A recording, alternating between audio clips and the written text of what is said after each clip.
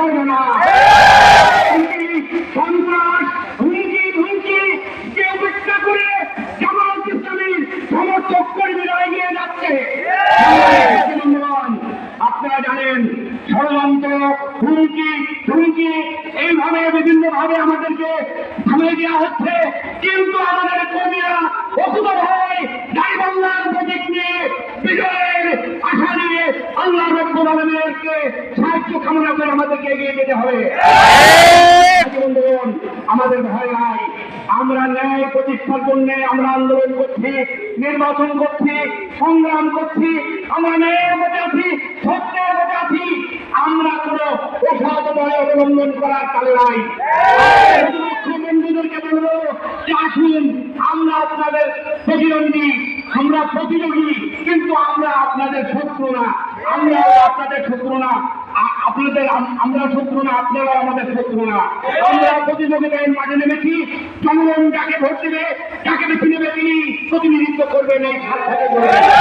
তাই আমি বলতে চাই, আগামী 12 তারিখ সেই মাসকে মনে করে আমরা সকালবেলা একদম ভোরবেলা ময়দানে নিয়ে হাজির হতে হবে। প্রতীকের সঙ্গে কারোর কোনো আপোষ নাই। আমরা ভয় ভীতি উপেক্ষা করে মা বোনদেরকে হুমকি দেওয়া হচ্ছে, মা বোনরা অকুত হয়, মা বোনরা এগিয়ে যাচ্ছে, তারাই বলায় তারা এই জানি আল্লাহর দাওয়াত নিয়ে তারা ঘুরে বেড়াচ্ছে। মা বোনেরা যদি নির্ভয়ে যদি দাওয়াতি কাজ করতে পারে, আপনারা পারবেন না।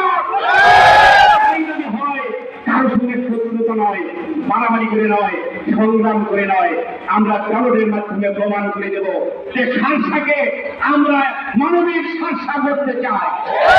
আমি এই আহ্বান থেকে আগামী দিনের দেখা হবে বিনয়ের বড়তা নিয়ে আল্লাহ রাব্বুল আলামিনের সাহায্য কামনা করে আমার কথা শেষ করছি।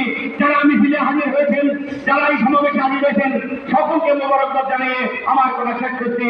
আসসালামু আলাইকুম ওয়া রাহমাতুল্লাহি ওয়া বারাকাতুহু। আজকের এই মিছিলের বড় সমাবেশে ওই পর্যাপ্তদের সামনে বক্তব্য নিয়ে আসছেন শাসক উপজেলার গণমানুষের নেতা, আমাদের জামাত কমিটির শাসক উপজেলার চেয়ারম্যান প্রার্থী জনতা ইঞ্জিনিয়ার প্রফেসর জাহাঙ্গীর।